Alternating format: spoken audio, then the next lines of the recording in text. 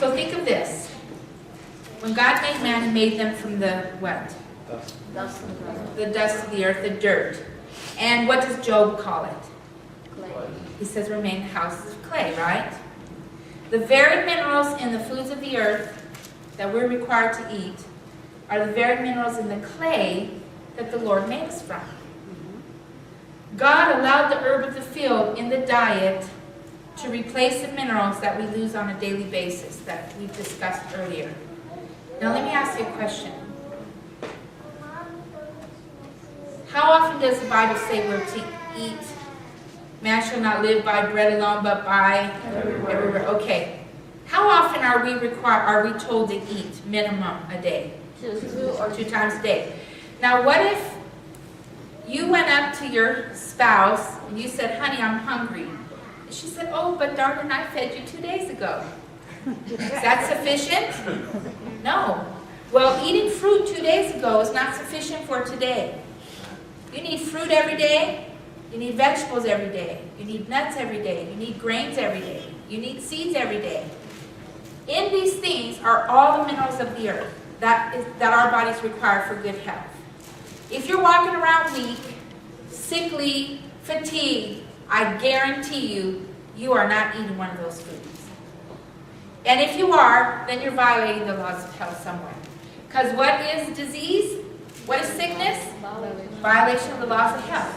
Find out what law of health, and as we go through the classes, we're going to go into heart disease in detail, diabetes, cancer. You guys are going to know exactly what to do for heart disease, what to do for diabetes, what to do for high blood pressure, what to do for cancer. I mean, the things that are so rampant in the world today, those are the ones we're going to be covering in detail.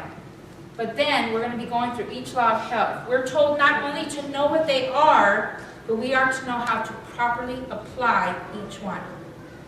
I'll give you an example. You guys probably know this because I did a health nugget on it.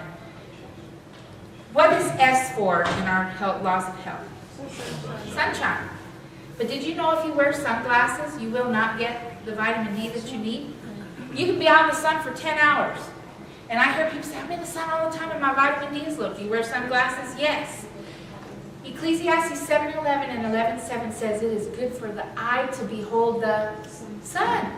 It says there is benefit, there's profit to those who see the sun because the rays of the sun penetrate the eye, which triggers the retina of the eye, which is in the back, which goes to the pineal gland, which is inside the brain, and then the pineal gland says, oh, vitamin D, and the vitamin D is responsible for over 2,000 hormonal functions in the body. 2,000. 2,000. If you do not get that sun in the eye, forget it. So, see, it's not just sunshine, it's to how to properly apply it. So we'll be going through those in detail. Now getting back to our main topic. So let's go back to our Bible. Let's go to Genesis chapter 7. So we see in the beginning, we saw the diet God gave. And then because of sin, He gave the vegetables. Now we're going to see when meat was given. And this is a refresher course, but I'm trying to go a little bit into detail. Now Genesis chapter 7 verses 1 through 3. If someone can read those verses, I would appreciate it. I'll read. Okay? Okay, Genesis chapter 7, 1 through 3. Yes. And the Lord said unto Noah, come thou and all thy house into the ark. For thee have I seen righteousness before me in this generation. Of every clean beast thou shalt take to thee by 7, and the male and his female. And of the beasts that are not clean by 2, male and his female. And the fowls also in the air by 7, and the male and the female, to keep seed alive unto the face of all the earth. Amen.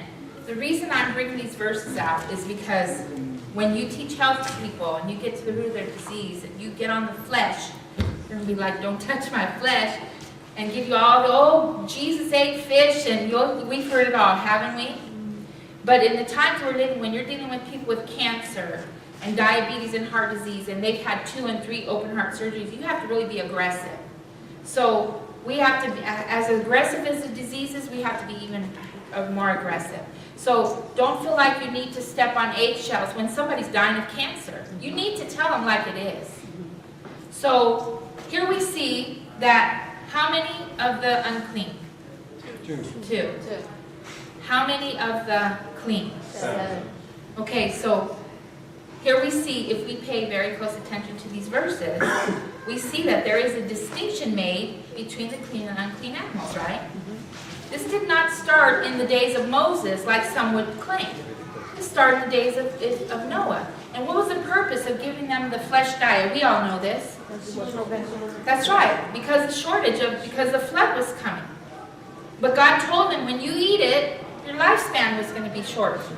Now, the reason why I went to Genesis 7 first, verses 1 through 3, is because I want to go to Genesis chapter 9, verse 3. And I want to read this verse. Because a lot of people take this out of context, and when you're teaching health, this is a principle that you need to understand. Genesis chapter 9, verse 3 says, every moving thing that liveth shall be meat for you, even as the green herb have I given you all things. You say, well, God said we can eat every moving thing. What every moving thing is God referring to here? No, not the green herb. The clean animals. No one knew what God was saying, right? Because you have one Mr. Pig and one Mrs. Pig. Now, what would happen if we ate Mrs. Pig? No offspring, right? So, and we read earlier that the preservation of those animals was to keep seed alive on the earth.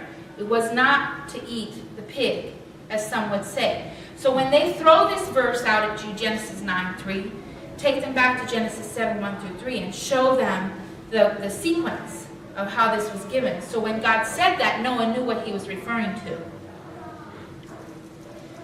So why not the unclean? What is wrong with the pork? We are told in Counsels on Diets and Foods, page 392, paragraph 2, the tissue of the swine swarm with parasites. Yuck. That's disgusting, isn't it?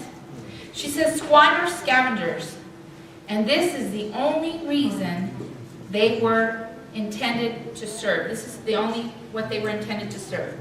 Now, brother, can you read that quote for me in Second Selected Messages, page 417 to 418?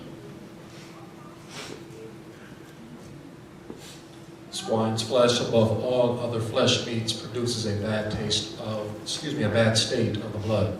Those who eat freely of pork can but be diseased. Those who have much outdoor exercise do not realize the bad effects of pork eating, as those do whose life is mostly indoors, and whose habits are sedentary, and whose labor is mental. But it is not the physical health alone which is injured by pork eating. The mind is affected, and the finer sensibilities are blunted by the use of this gross article of food. It is impossible for the flesh of any living creature to be healthy when filth is their natural element, when they will feed upon every detestable thing. The flesh of swine is composed of what they eat. If human beings eat their flesh, their blood and their flesh will be corrupted by impurities conveyed to them through the swine. Want to keep going? No, that's good. That the point was brought across. Now she said two things. I believe it was both in that quote, but maybe another quote I read earlier. Some people eat a lot of pork and they feel no effect. According to that quote, it's because they exercise. Because exercise, there's a quote I read many, many months ago where she said, those people who eat the healthy diet and don't exercise are worse off than those who exercise and don't eat a healthy diet. Did you know that? Yes. So we need to do both. Can I just make an interesting point? One time in a barbershop, yes, I do go to barbershops occasionally, I read an article in Scientific American magazine, and it talked about the healthiest people in the world by job classification, not by nationality. We know Honduras, and we know people that live in the Titicaca region in northern Mexico and Azerbaijan. These are very healthy areas, but by job classification. And everybody would naturally think, well, probably a forest ranger, maybe a farmer, maybe an athlete. Be surprised. The healthiest people in the world are soldiers. Oh, yes. But interestingly enough, they smoke, they marijuana galore, the worst diet, high stress.